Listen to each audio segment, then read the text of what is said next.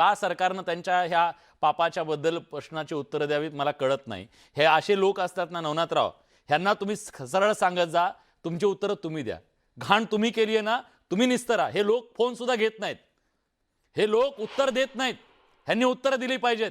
हे स्वायत्त आहेत ना, ह्यांना सगळे अधिकार दिलेले आहेत, ह्यांनी उत्तरं दिली पाहिजेत आणि ती उत्तरं आपण घेण्याचा प्रयत्न करतो, पण येत नाहीत ते चर्चेमध्ये। महाराष्ट्राला या लोकांनी सामोरं जायला पाहिजे खरं तर। आपल्यासोबत आज किरण निंबोरे आहेत।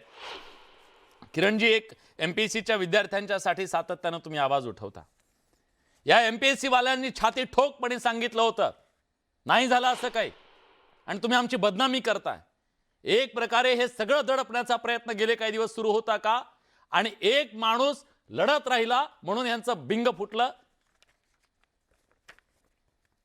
अगदी बरोबर। म्हणजे आणि कधीपासून सुरू आहे ते पण सांगा।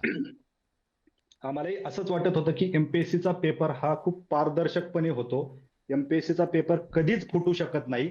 ज्या वेळेस ऋषी गांगुर्डेने हे पुरावे एमपीएससीला दिले आणि सीआयडीला देखील दिले, त्यानंतर कुठंतरी मनामध्ये पाल चुकचुकत होती। आणि ही पाल चुकचुकत असताना दुसऱ्या बाजूला हे वाटत होतं की एमपीएससी खूप पारदर्शकपणे काम करते। कारण तुम्ही जसा उल्लेख केला त्यावेळेस 1999 पासून 20 वर्ष झाले पेपर आजतागायत फुटला नाही। ज्यावेळेस कर्णिक घोटाळा झाला त्यावेळेस जोशी म्हणून एक सदस्य होते, त्यांच्या काळामध्ये जो एमपीएससी वरती डाग लागला होता, त्याच्यानंतर आजतागायत एमपीएससी ही सुधरतच गेली होती। एमपीएससीत वेळोवेळी सुधारणा होत गेल्या होत्या।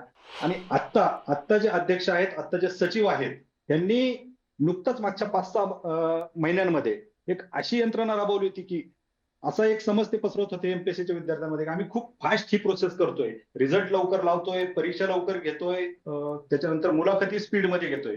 परंतु ह्या गोष्टी होत असताना एका बाजूला त्यांचं दुसरं एक कट कारस्थान चाललं होतं की या सगळ्या परीक्षा ऑनलाईन घेण्याच्या होत्या। याची थोडीशी पार्श्वभूमी पण सांगणं गरजेचं आहे।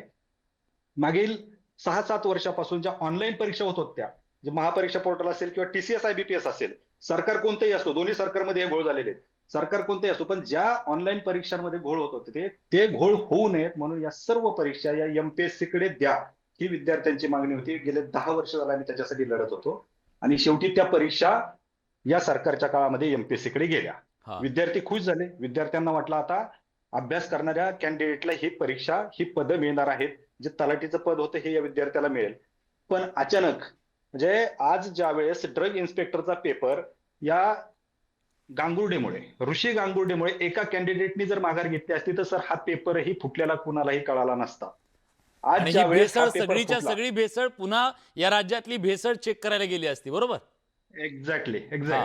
म्हणजे ही भेसळ परत भेसळ चेक करायला गेली असती, मग यांनी काय भेसळ चेक केली असतं तो पुढचा पार्ट आहे। पण ज्या वेळेस एमपीएससीने ऋषी ज्यावेळेस घेऊन गेला ते सगळे डॉक्युमेंट, त्यावेळेस एमपीएससीचे जे माननीय म्हणतो मी, ते माननीय जे सचिव आहेत त्यांनी सरळ सरळ धमकी दिली की जर तुम्ही एमपीएससी बदनाम करताय, हा जर गुन्हा सिद्ध झाला नाही तर तुमच्यावरती आम्ही गुन्हे दाखल करू। बरं, गुन्हे म्हणजे एमपीएससीला जाब विचारायचाच नाही का? ठीक आहे, स्वायत्त बॉडी आहे, पण मग स्वायत्त बॉडी आहे तर तुम्ही स्वायत्ततेने वागा, कुणाच्या म्हणण्यानुसार वागू नका, ही पहिली गोष्ट। ज्या वेळेस हा पेपर फुटला हे एमपीएससीने जाहीर केलं, विद्यार्थ्यांच्या सगळ्या स्वप्नांवरती पाणी फेरलंय। आणि मागे ज्या परीक्षा झाल्या, आज विद्यार्थी येऊन रडतायत, आज विद्यार्थी सांगतायत की याच्यापूर्वी देखील पेपर फुटलेले आहेत, गट ब चे पेपर फुटलेले आहेत, एमपीएससीच्या इंटरव्ह्यू मध्ये फ्रॉड झालेला आहे, एमपीएससीच्या लेखी परीक्षांमध्ये देखील फ्रॉड झालाय, असे विद्यार्थी रडत येत आहेत।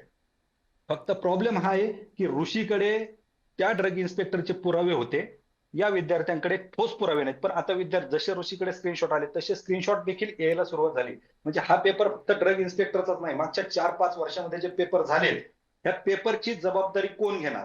हे पेपर पारदर्शकपणे झालेत, हे कोण घेणार? आणि सर सगळ्यात महत्वाचं, जी एफआयआर बाहेर आली त्या एफआयआर मध्ये जी नावं आहेत, एमपीएससी स्वायत्त बॉडी आहे, एमपीएससीचे अध्यक्ष असतील, एमपीएससीचे सचिव असतील किंवा ती बॉडी असेल, ही एवढी स्ट्रॉंग बॉडी असती, आजपर्यंत कधीच पेपर फुटला नाही। आणि सरळ सरळ तपासामध्ये हे सांगितलंय की एक अवर सचिव, एक एएसओ हे पेपर फोडतात। हे जर पेपर फोडत असतील तर आजपर्यंत सगळे पेपर फुटलेले असतील।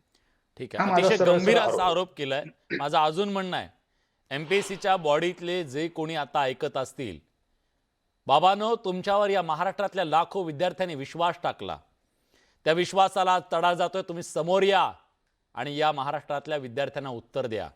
फोन लाईन ओपन आहेत, सकाळपासून प्रयत्न करतोय, आजही वेळ गेलेला नाही, या समोर उत्तर द्या। महेश झगडे सर आपल्यासोबत आहेत. सर खरं तर हे